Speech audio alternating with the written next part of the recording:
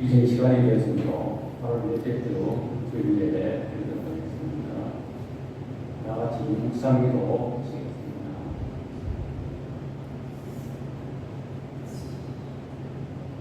매번 80주년을 맞이하여 나라 사랑하기로 소원하는 주의 백성들이 이 시간 주일 예배 나와 하나님 앞에 예배를 드립니다. 이 시간 드려지는 예배가 신령과 진정으로 드려지는 예배가 되게 하여 주시고, 예배 중에 임하시는 성령을 통하여 하늘 문이 열리는 놀라운 역사 있게 하여 주옵소서. 예수님의 이름으로 기도드립니다. 아멘. 찬송가 1장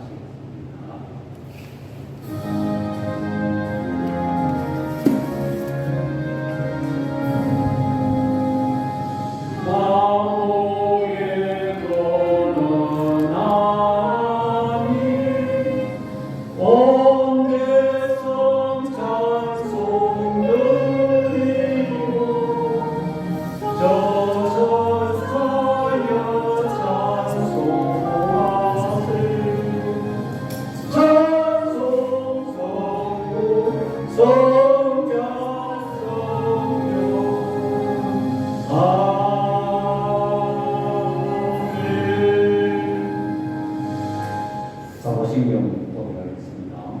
전능하사 천지를 만드신 하나님 아버지의 영광사오며 그 외아들 우리 주 예수 그리스도를 믿사오니 이는 성령으로 잉태하사 동정녀 마리아에게 나시고 본디오 빌라도에게 고난을 받으사 십자가에 못 박혀 죽으시고 장사한 지 사흘 만에 죽은 자 가운데서 다시 살아나시며 하늘에 오르사 전능하신 하나님 우편에 앉아계시다가 저리로서 사람자와 죽은 자를 심판하러 오시리라. 성령을 믿사오며 거룩한 공예와 성도와 서로 교통하는 것과 죄를 사하여 주시는 것과 몸이 다시 사는 것과 영원히 사는 것을 믿사오나이다. 아멘. 우리 교동 101번 시겠습니다. 내가 여호와를 찬송하리니 그는 높고 영화로우시며 말과 그 단자를 바다에 던지셨음이로다. 여호와는 나의 힘이요 노래시며 나의 구원이시로다. 그는 나의 하나님이시니 내가 그를 찬송할 것이요. 여호와여 주의 오른손이 권능으로 영광을 나타내시니이다. 여호와여 주의 오른손이 원수를 부수시니이다. 여호와께서 시온의 돌을 돌려보내실 때에 우리는 꿈꾸는 것 같았다. 그때 우리 입에는 웃음이 가득하고 우리 혀에는 찬양이 찼었도다.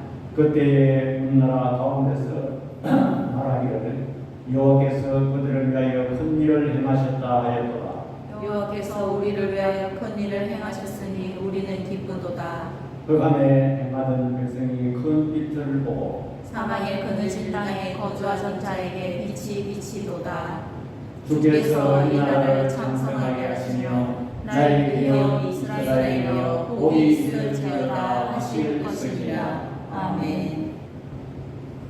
말로 표현할 수 없는 하나님의 지혜로 온 우리 마음을 창조하시고 지금도 섭리하고 계시는 아버지 하나님, 우리 하나님의 그 위대하심과 전능하심과 질서의 하나님과 은혜의 하나님을 찬양합니다. 특별히 아버지 하나님, 하나님께서는 우리를 사랑하시되 독생자 예수 그리스도를 이 땅에 보내시사 그가 십자가에 죽으시고 피 흘리심으로 말미암아 우리를 사망해서 영원한 생명을 얻게 됨을 주여 이 시간 감사를 드립니다. 또한 아버지 하나님, 우리나라를 사랑하시사 지금부터 약 80년 전에 이 나라를 일제히 침략해서 해방되게 하시고 또한 공산주의 국가로 근국하지 아니하고 이렇게 나만 말이라도 자유민주국가, 시장경제국가, 신앙의 자유국가로 세워지게 될 됨을 진심으로 감사를 드립니다. 또한 아버지 하나님, 지난 한 번의 삶도 저들의 생활을 저 푸른 초장으로 잔잔한 물가로 인도케 하심을 감사합니다. 저들에게 아버지 하나님 먹을 것과 입을 걸 허락하여 주시고 또한 아버지 하나님 이렇게 건강한 모습으로 주의 전에 찾아나와 하나님 앞에 예배드리게 됨을 감사합니다. 그러나 아버지 하나님 저희들은 하나님의 말씀대로 살지 못했고 하나님의 말씀을 가까이 하지 못하였습니다. 기도를 게을리하였습니다. 또한 저희들은 사랑할 수 있는 사람은 사랑하였고 사랑할 수 없는 사람은 사랑하지 못하였음을 고백합니다. 너희 죄가 좋은 같을지라도 오라나와 변론하자는 주의 말씀 의지하여 이 시간 저들이 주님 앞에 드렸습니다. 저들의 영과 죄를 이 시간에 우리의 십자가 보혈로 다 정케하여 주옵소서. 하나님 우리 교회를 개척하게 하여 주시고 또 이렇게 이 장소에 이전하게 됨을 감사합니다. 우리 교회가 비록 연약하게 출발했지만 우리 하나님께서 우리 교회를 이끄실 줄 저희들은 분명히 믿습니다. 우리 교회를 통해서 수많은 충고하는 영혼들이 새 생명 얻는 놀라운 교회 되게 하여 주옵소서. 우리 교회가 아버지 하나님 세상 풍류를 따라가지 말게 하여 주시고 오직 하나님의 말씀을 쫓아 나아가는 교회 되게 하여 주옵소서. 그리하여 세상의 빛과 소금의 역할을 감당할 수 있는 교회로 우뚝 설 수 있도록 우리 하나님 은혜 베풀어 주시옵소서. 부족한 종과 우리 가정을 세우셔사오매 이 일의 수행되기에 조금도 부족함이 없게 하여 주시고 피곤치 않게 하여 주시고 또한 아버지 하나님 필요한 것 아버지 하나님 채워주시고 또한 필요한 사람 아버지 하나님 붙여 주옵소서. 그리하여 우리 교회가 이 시대에 크게 쓰임받는 교회로 나갈 수 있도록 우리 하나님 은혜 베풀어 주시옵소서. 하나님 이 나라를 위해서 기도합니다. 과거의 나라가 가난과 흑요로 점철되고 외국의 침략을 받고 풍전등화와 같은 앞일을 나갈 수 없는 상황에 처했지만 우리의 의사와 전력 관련 없는 일들이 발생하였지만 하나님이 그때마다 승리하심으로 말미암아 이 나라가 이렇게 세계 열방과 경제를 얻기를 나란히 하고 또 군사대국 아버지 하나님 여러가지 경제대국으로 승리하게 됨을 주의 시간 감사를 드립니다. 또한 아버지 하나님께서 신앙의 자유를 허락하셔서 이렇게 세계를 향하여 선교사를 파송하고 수많은 사람들에게 아버지 하나님 복음의 빛을 전하게 됨을 감사합니다. 우리 믿음의 선배들이 눈물로서 기도하고 아버지 하나님께 부지적으로 말미암아 이 나라가 이렇게 된 줄 믿습니다. 그러나 아버지 하나님 이제 와서 이 백성들이 이념과 세상 같은 으로 분열하고 서로 아버지 하나님 협상하지 못하고 아버지 하나님 단민단단하게 치우치는 그러한 상황에 처해 있습니다. 아버지 하나님께서 이 나라의 위정자들에게 은혜를 베푸시고 이 나라를 아버지 하나님 잘 지도할 수 있는 은혜도 우리 하나님 허락하여 주옵소서. 그래야 이 나라가 아버지 하나님 다시 한번 복음의 나라로 우뚝 서서 세계를 향하여 복음의 빛을 발할 수 있는 나라로 나갈 수 있도록 우리 하나님 은혜 베풀어 주시옵소서. 또한 아버지 하나님 이 시간 예배를 드립니다. 이 시간 예배 드릴 때 소수의 무리가 예배를 드릴지라도 주의 성령께서 임재하여 주시고 각자의 마음을 우리 하나님께서 어루만져 주시옵소서. 이 시간 아버지 하나님 세상살이에 피곤하고 지치고 상한 영혼들이 주의 자리에 들었습니다. 주의 그늘 아래 시임을 받고 안식을 얻으며 평안하게 하여 주옵소서. 마치는 시간까지 성령께서 함께하여 주실 줄 믿사옵고 우리를 구원해 주신 예수 그리스도의 이름으로 기도드립니다. 아멘. 성경 말씀 공독하겠습니다. 느헤미야서 10장 28절에서 39절입니다. 그 남은 백성과 제사장들과 레위 사람들과 문지기들과 노래하는 자들과 느헤님 사람들과 및 이방 사람과 절교하고 하나님의 율법을 준행하는 모든 자와 그들의 아내와 그들의 자녀들 곧 지식과 총명이 있는 자들은 다 그들의 형제 귀족들을 따라 저주로 맹세하기를 우리가 하나님의 종 모세를 통하여 주신 하나님의 율법을 따라 우리 주 여호와의 모든 계명과 규례와 율례를 지켜 행하여 우리의 딸들을 이 땅 백성에게 주지 아니하고 우리의 아들들을 위하여 그들의 딸들을 데려오지 아니하며 혹시 이 땅 백성이 안식일에 물품이나 온갖 곡물을 가져다가 팔려고 할지라도 우리가 안식일이나 성일에는 그들에게서 사지 않겠고 일곱째 해마다 땅을 쉬게 하고 모든 빚을 탕감하리라 하였고 우리가 또 스스로 규례를 정하기를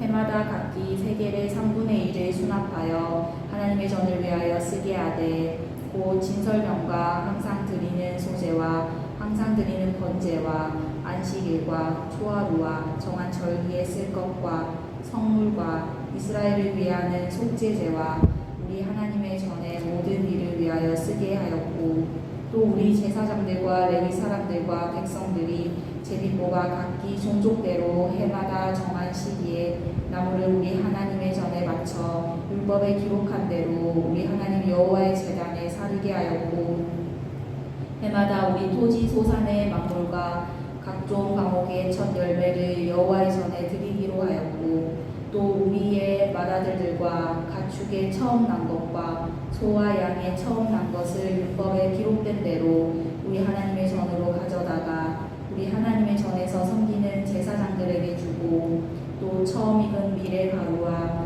거제불과 각종 과목의 열매와 새 포도주와 기름을 제사장들에게로 가져다가 우리 하나님의 전에 여러 방에 두고 또 우리 산물의 11조를 레위 사람들에게 주리라 하였나니 이 레위 사람들은 우리의 모든 성읍에서 산물의 11조를 받는 자임이며 레위 사람들이 11조를 받을 때에는 아론의 자손 제사장 한 사람이 함께 있을 것이요 레위 사람들은 그 11조의 10분의 1을 가져다가 우리 하나님의 전 곳간에 여러 방에 두되 곧 이스라엘 자손과 레위 자손이 거제로 드린 곡식과 새 포도주와 기름을 가져다가 성소의 그릇들을 두는 골방 곧 섬기는 제사장들과 문지기들과 노래하는 자들이 있는 골방에 둘 것이라 그리하여 우리가 우리 하나님의 전을 버려두지 아니하리라. 아멘. 이 시간 공헌 시간입니다. 우리는 지난 주일을 해방 89년을 맞이해서 광복과 한국교회라는 제목으로 생각해 보았습니다. 우리가 흔히 8월 15일 하면 일제에서 해방된 날 이것만 생각하기 쉽습니다. 그러나 해방도 잠시 우리 민족은 그때 당시에 앞으로 어떤 나라를 갈 것인가 거기에 우왕좌왕하고 또 알지 못하는 우매한 백성들이 잘못된 국가를 세우려고 여러 가지 노력을 하였습니다. 그래서 우리 그 8월 15일 하면 일제에서 해방된 일 그것만 생각하는데 그것보다 더 중요한 사건이 해방되고 나서 3년 다시 말해서 1948년 8월 15일은 우리나라를 자유민주 국가로 건국하는 건국기념일인 것입니다. 오늘은 일제로부터 해방되고 나서 3년 동안 어떤 일이 있었는가 우리는 역사적 사실을 통해서 알아볼 것이고 오늘 또 본문은 우리나라와 비슷한 처지의 환경에 처해 있는 이스라엘 민족에 대해서 살펴보려고 합니다. 오늘 읽은 이 본문 느헤미야서는 마지막 3차 포로 기간 다시 말해서 이 느헤미야는 아닥사스다 왕 밑에서 술을 맡은 그런 관원장이었습니다. 그런데 하나님께서 아닥사스다 왕의 마음을 감동시켜서 그 느헤미야에게 성벽을 재건할 그런 사람들과 재원을 주었습니다. 그래서 느헤미야는 이스라엘의 무너진 성벽을 재건하고 다시 말해서 이 말을 우리나라에 비교한다면 우리나라도 이제 해외에서 독립운동을 하던 사람들이 해방이 되어서 이제 본국으로 속속 돌아오는 때였습니다. 중국에서, 미국에서 그 독립운동 하던 사람들이 이제 해방되었다는 소식을 듣고 본국으로 돌아와 나라를 재건하는 그런 상황에 처했습니다. 특별히 이 느헤미야서는 크게 두 주제로 나눌 수가 있습니다. 무너졌는 이스라엘 성벽을 복원하는 그런 외형적인 복원이 있었고, 또 이 무너진 원인을 찾아서 영적으로 구원운동, 다시는 이런 일이 없어야 되겠다, 다시는 포로되고 외세의 침입이 없어야 되겠다, 그 원인을 찾아서 분석해서 다짐하고 영적인 부흥을 일으키는 큰 두 주제로 볼 수가 있는 것입니다. 그렇다면 우리나라는 과연 3.1운동, 1919년 3.1운동, 만세운동은 사실은 실패한 운동이었습니다. 그저 우리 민족이 독립을 해야 된다는 의사표명만 했지 우리가 무기가 있습니까? 힘이 있습니까? 그래서 일제의 총칼 앞에 짓눌리고 실패한 운동이었습니다. 지도자들이 40일 후에 1919년 4월 19일 중국으로 망명하고 상해 임시정부를 수립했습니다. 또 서른분은 오동은 이 조선의 독립국가, 조선인의 자유민임을 선언하노라. 아주 힘없는 그런 선언을 갖지만 이것이 불씨가 되고 하나님께 도달되었다는 것입니다. 일본 제국주의를 물리치고 하나님의 나라를 건설하고자 우리 믿음의 선배들이 신앙의 나라로 세워야 되겠다는 일부 사람들이 또 있었습니다. 한편 소련의 막스 레닌은 어떠한 일을 벌였느냐, 삐튼 동방으로 온다, 이런 말을 하면서 일본에 압도당한 조선은 독립해야 된다는 그런 말을 하면서 그래 하니까 독립운동, 해외로 나간 운동가들이 완전히 뿅 갔습니다. 왜? 이빨 빠진 중국에 기댈 것이 아니고 미국에 기댈 것이 아니고 소련에 우리가 독립운동 위하는 힘을 얻어야겠다. 그래서 소련이 전략을 짜서 금을 세 수레를 조선 독립을 위해서 보냈습니다. 그러니까 독립운동 하는 사람들이 완전히 소련을 맹신하게 되고 이제 소련의 힘을 빌려서 우리 조선 독립을 해야 되겠다는 그러한 사상을 가진 사람들이 또 있습니다. 또 일본 쪽에서는 한국은 강압 정책을 해서는 안 되겠구나 해서 무솔리는 온건 정책을 전환했는데 데라우지 총독을 보내서 무솔리고 미끼 주고 상도 주고 온건 정책을 다시 말해서 회유하는 정책을 썼습니다. 그런데 교회가 버티고 있으니 골치 아프다는 거예요. 교회는 말을 안 듣는, 교회는 일본을 압제해서 독립해야 된다든지 항일운동을 해야 된다든지 이런 사상이 전부 교회에서 나왔어요. 그래서 사실 독립운동 75%가 교회에서 태동했다는 사실을 우리는 역사적으로 알 수가 있는 것입니다. 그리고 또 한국 교회 뒤에는 선교사들이 버티고 있기 때문에 선교사들이 일제의 만행에 대해서 신앙의 자유를 침범하면서 전 세계에 다니면서 본국에 나가는, 그러니까 그것이 일본에게는 또 악영향을 주었다는 것입니다. 그렇기 때문에 교회를 어떻게 해야 되겠느냐. 그래서 그 사람들이 선교사들과 합의를 보는데 정치 육적인 일에는 우리 일본이 담당하고 교회에서는 독립이니 민족이니 항일이니 이런 말 절대 안 하라. 그저 영적인 문제, 선교사들은 그저 영적인 문제만 교회에서 가르치지 뭐 독립이니 항일이니 이런 얘기를 하지 말아요. 신앙과 정치를 분리한다는, 서로 간섭하지 말라고 그들이 합의했던 것입니다.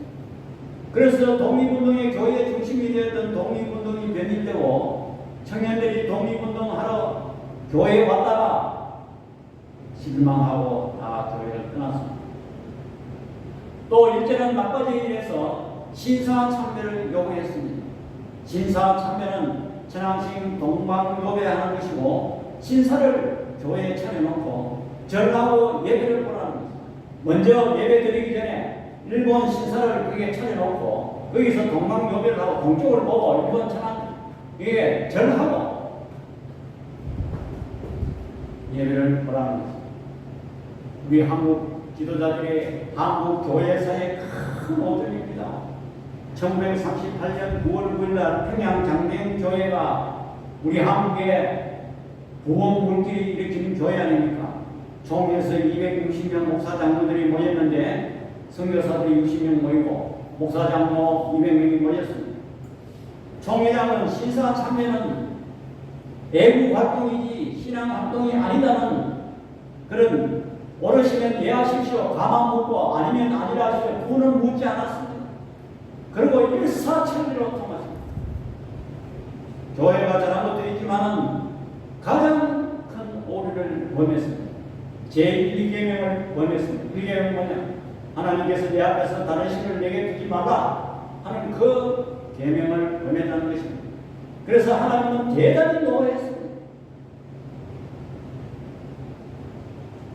그 결과 우리 한국에는 8.15 해방은 찾아왔지만 해방의 기쁨도 잠시 보이지 아니하는 이면 전쟁으로 휘말리고 남북이 갈라지고 6.25 전쟁을 경험하고 수많은 비극이 오늘날까지도 견연하고 있다는 것입니다. 정말 우리는 하나님의 계명 그거 뭐 별거아닌 것이 생각하지만 그거 의기에 되면 하나님께서 큰 벌을 내리셨다는 것을 우리는 우리 한국 역사를 통해서 알 수가 있다는 것입니다. 한편 국제정세는 많이 변하고 있었습니다. 이 독립운동이 일어나기 전에 1917년 3.1운동 2년 전에 소련에는 볼셰비키 혁명이 일어났습니다.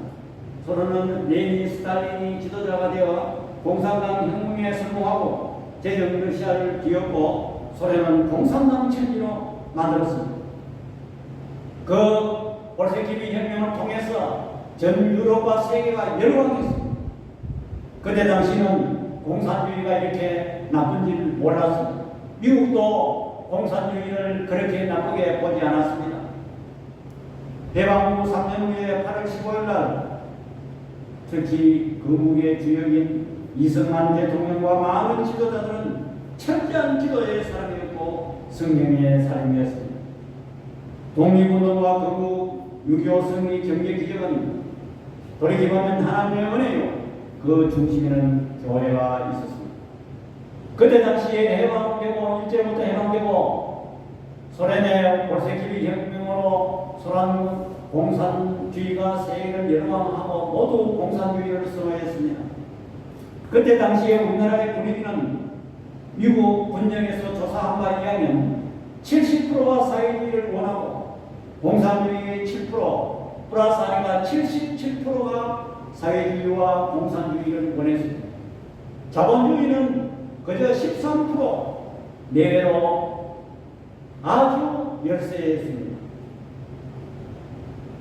다윗과 골리앗의 싸움 뻔합니다.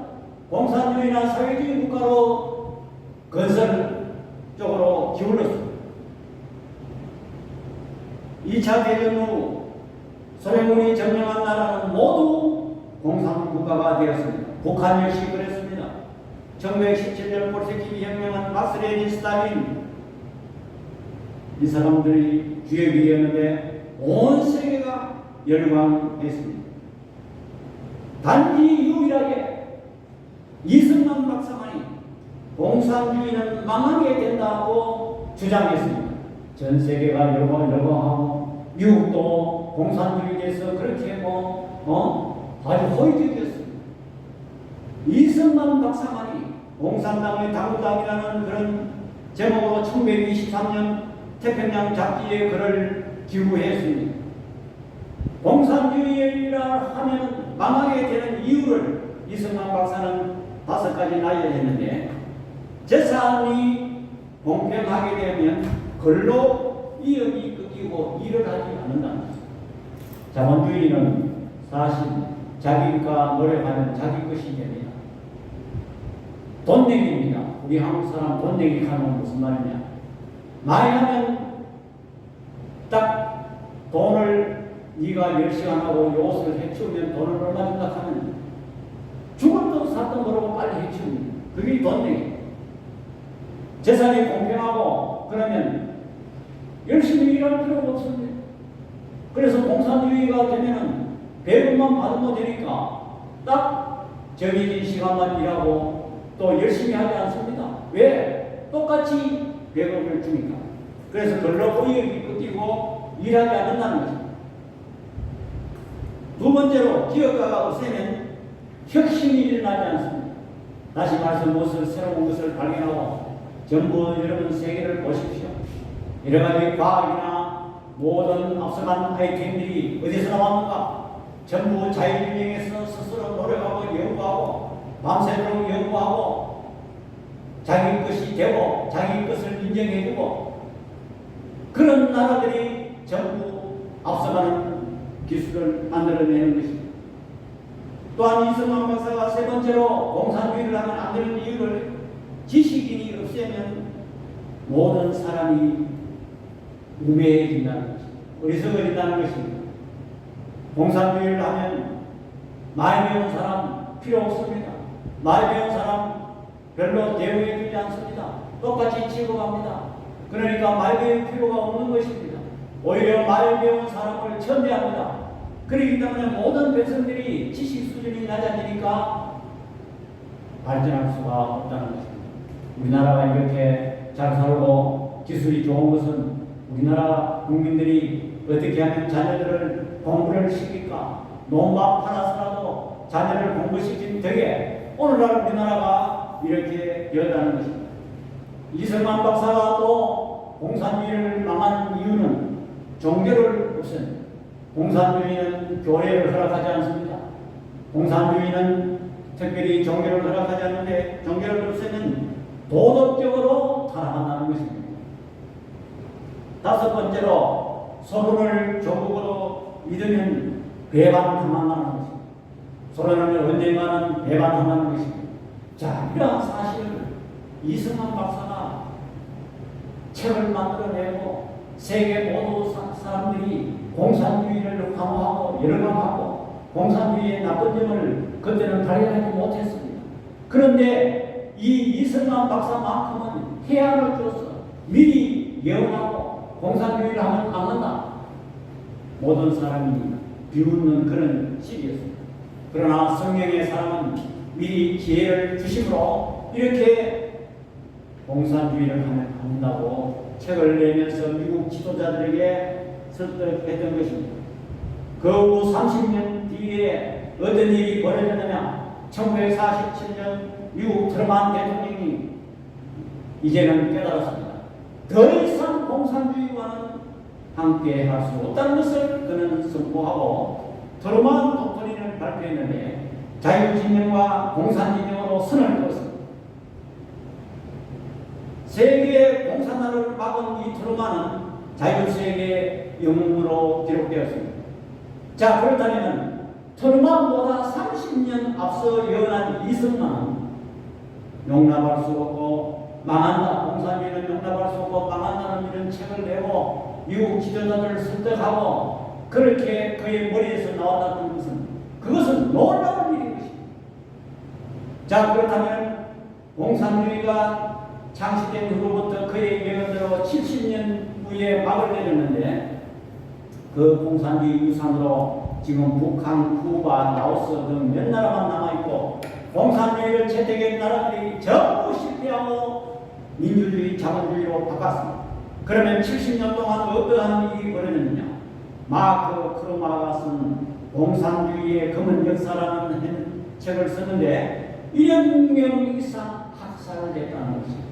사람이 1억 명 이상 공산주의로 인해서 희생이 되는데 소련의 2천만, 중국의 6,500만 명, 기근과 문화혁명으로 반대하는 사람은 전부 숙청하고 학살했습니다. 베트남의 공산주의를 해서 300만 명, 100만 명 오토피플로 전부 해외로 탈출했습니다. 캄보디아의 킬링필드 200만 명 해골바같이 있는 것 지금도 유산입니다. 200만 명 학살당하고 북한의 김일성도 300만 명을 죽이고 450만 명을 굶겨 죽였습니다. 누가 공산주의를 막았습니까? 우리나라의 공산화된 하나님이 막았습니다. 이승만 박사를 통해서. 이승만 박사가 없었다면 한반도 전체가 공산화되는 것은 뻔하고 1,000만 명 이상 학살되었을 것이라는 사실을 우리는 알아야 됩니다. 그러나 지금 와서 이 젊은 세대들의 이승만 박사가 했는 그런 좌파 세력들이 이승만 박사의 그 나쁜 점, 독재했다는 것, 부정선거했다는 것, 요것만 말하고 그런 것을 덮어씌워서 이승만은 아주 나쁜 사람이고 지금은 얼마나 이 역사를 우리가 바라보면 아찔했습니다. 벌써 트럼프 대통령보다 30년 앞서 예언하고 그것은 이승만 박사, 하나님이 이승만 박사를 통해서 전 세계의 공산주의 하면 망한다고 예언한 사람이 누가 있습니까? 이승만은 조국이 해방되고 이제 우리 한국으로 돌아왔습니다. 그는 미국 시민권만 획득하면 미국 자기가 학위를 받은 그 대학에서 평생 교수, 종신 교수 교수를 준다고 이 프린스턴 대학에서 교수를 준다고 제안했지만 나는 내가 여기서 평안하게 내 혼자 자유롭게 생각하면 나는 조국을 해방시켜야 되고 조국에 가서 자유민주 국가를 세워야 되고 신앙 입국만 하는 건 더 중요하다. 우리 한국을 기독교 국가로 만들어야 되겠다. 이렇게 하면서 그는 미국 시민권을 스스로 포기하고 그 대학 종신 교수도 포기했다는 것입니다.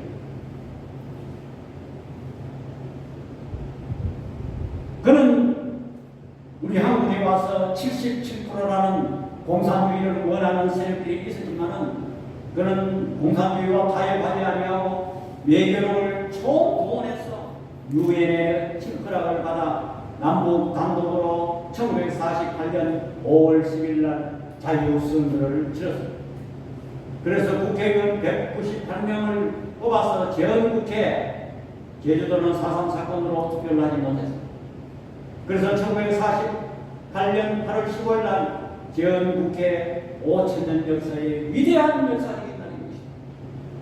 우리가 1945년 일제에서 해방된 8월 15일도 중요하지만 자유민주국가를 세운 1948년 8월 15일은 훨씬 더 뜻깊고 영광스럽고 축복된 날이 1948년 8월 15일인 것입니다.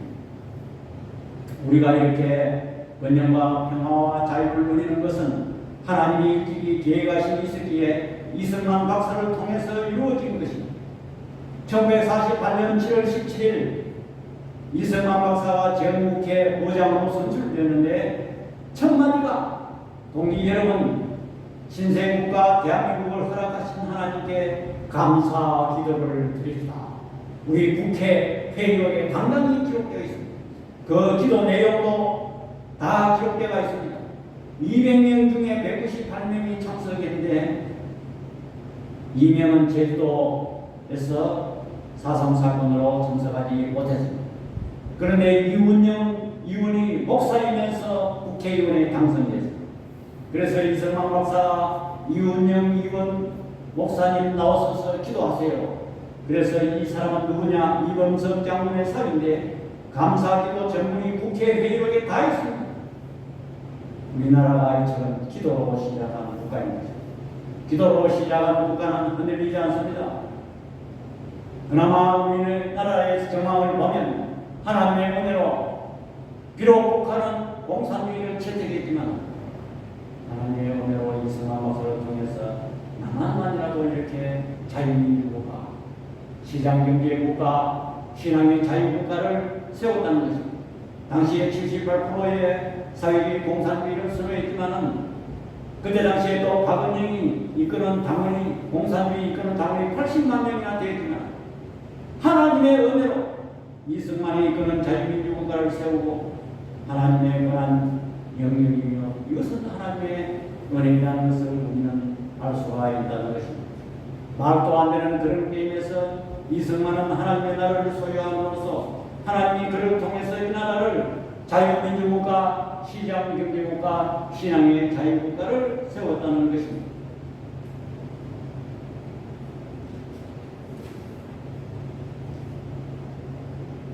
우리가 이 역사적인 사실을 알면 우리는 교회가 얼마나 중요하고 신앙이 중요하다는 것을 우리는 알 수가 있는 것입니다.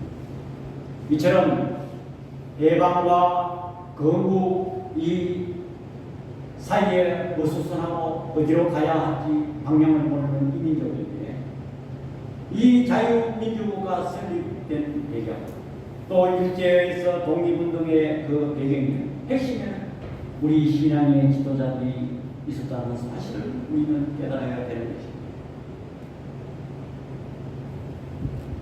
오늘 우리는 이 본문을 보면서 이스라엘 역사를 잠깐 살펴보면 이스라엘 백성들이 하나님께서 승리하셔서 홍해를 건너고 광야를 거쳐서 그들이 가나안 땅에 들어오게 되었습니다.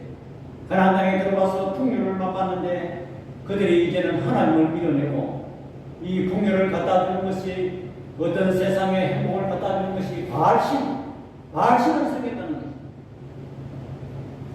그들이 풍요의 기쁨이 바알신이 갖다 주는 것을 착각하고 바알신을 씁니다. 하나님의 진노로 바벨론의 포로가 되었다는 것입니다. 그래서 이 포로 70년을 지나고 난 후에 이 하나님께서 승리하셔서 이방 왕들의 마음을 감동시켜서 이 느헤미야, 에스라 이런 사람들을 선지자를 통해서 이스라엘을 재건하게 되는 것입니다. 그들이 와서 이제는 과거에 이스라엘 백성들이 무엇 때문에 포로로 잡혀가 남의 나라의 짓밟힘이 되었는가를 분석하기 시작했습니다. 그래서 그들은 외형적으로 나라를 재건하려는 성공했지만 이제는 영적으로 이 백성들을 재건해야 됩니다. 그러면 진정한 광복이 무엇인가를 그들이 생각해 보았는 것입니다. 이 번영과 우리나라의 자유, 또 신앙의 자유, 경제적 자유, 이 번영, 이것을 계속 누리려면 우리는 진정한 광복이 이루어져야 된다는 것입니다. 광복이 무엇입니까? 빛광자입니다. 빛을 회복하는 것입니다. 빛을 회복한다는 것은 과거에는 어둠의 세력에 있었다는 것입니다.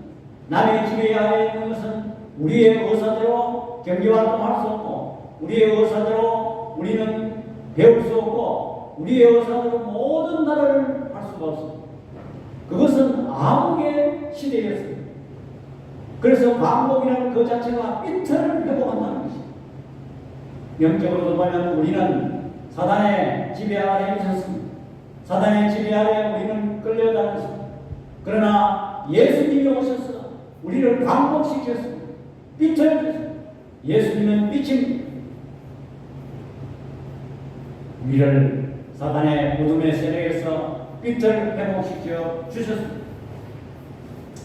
그래서 오늘 본문은 이스라엘 백성들이 온 우리의 율법 준수 맹세 가만히 돌이켜보니까 하나님께서 약속하신 말씀들을 옳게 지키지 아니하고 준수하지 않았기 때문에 이 민족이 이렇게 바벨론에 포로되고 아수르에 포로되고 나라가 망했다는 사실을 그들이 깨달게 되었다는 것입니다.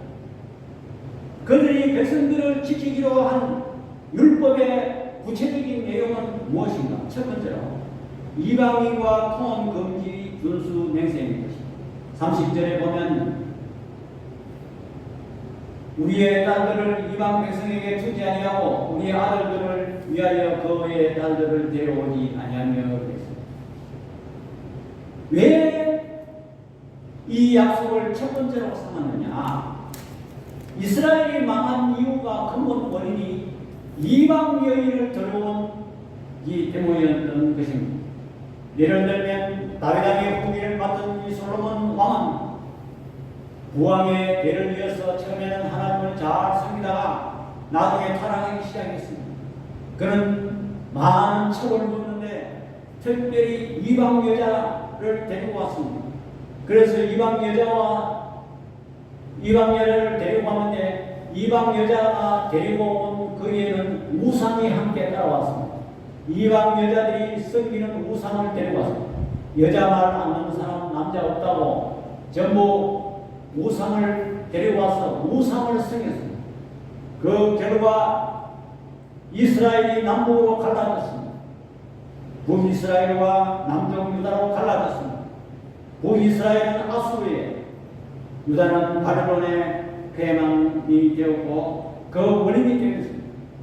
그렇기 때문에 오늘 이스라엘 백성들이 제일 회복할 것이 뭐냐? 이방인과 통혼 금지 중수 맹세했던 것입니다.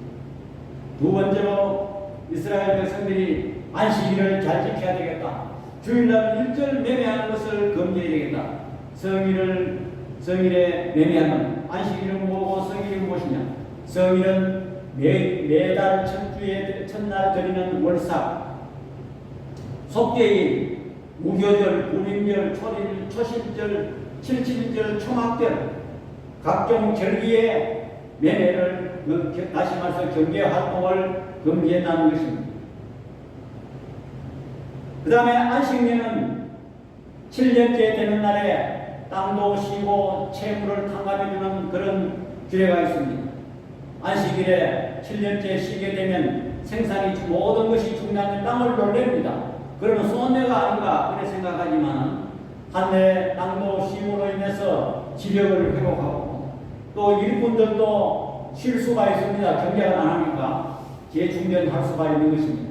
궁핍한 이웃은 저절로 난 것으로 수확해서 또 먹고 수확해서 먹어도 됩니다.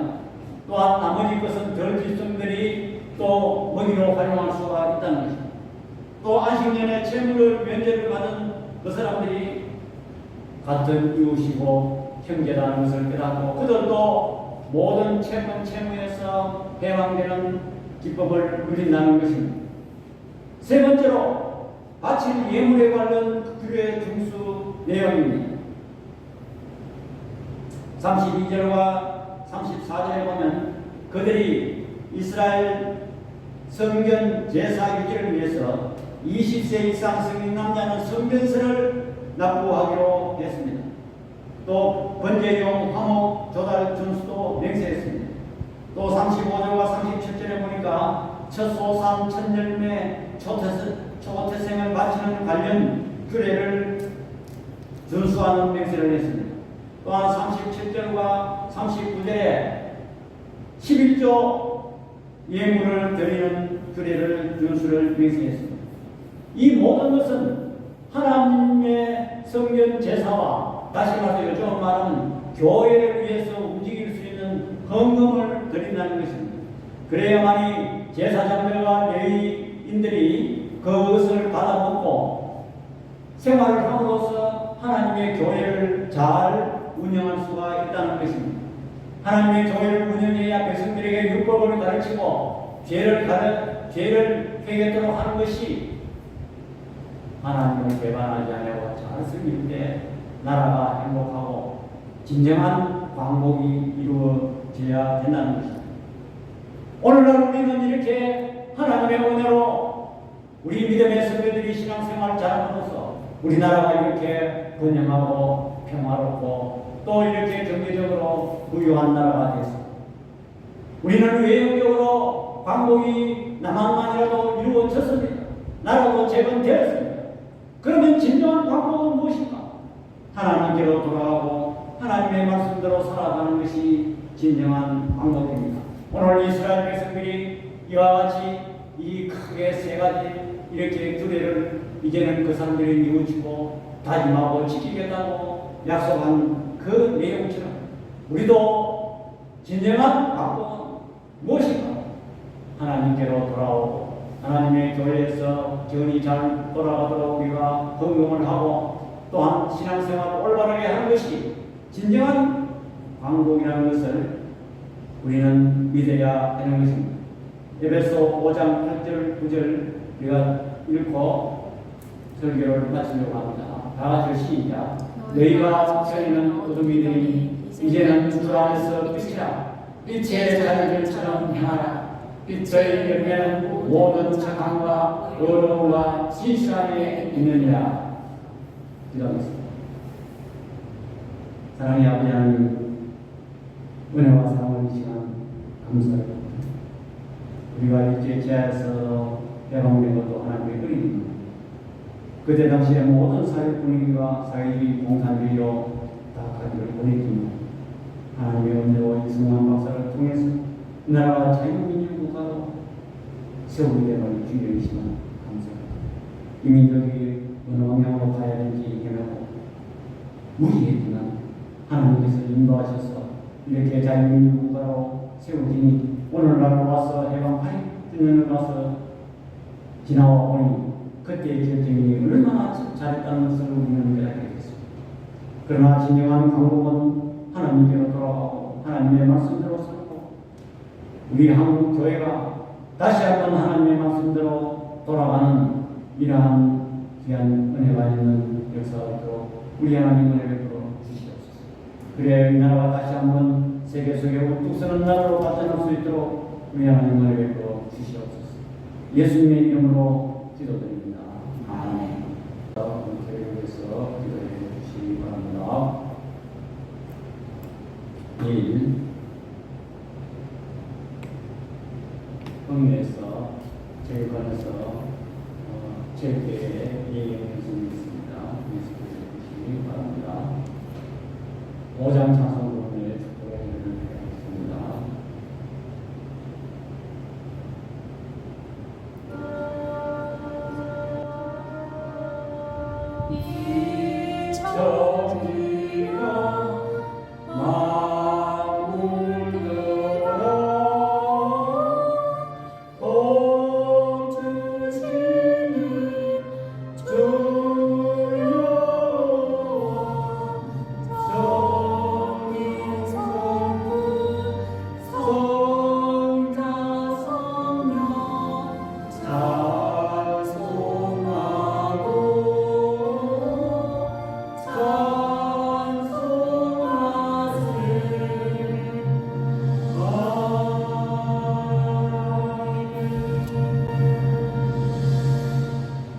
지금은 우리 주 예수 그리스도의 은혜와 우리 아버지 하나님의 완벽하신 사랑과 성령 하나님의 감화와 교통 유리하시는 은사가 하나님께 돌아오고 하나님의 말씀대로 살기를 소원하여 진정한 광복이 이루어지기를 소원하는 주의 백성들 머리 위와 우리 눈뜨는 교회 위에 지금부터 영원토록 함께 있을지어다. 아멘.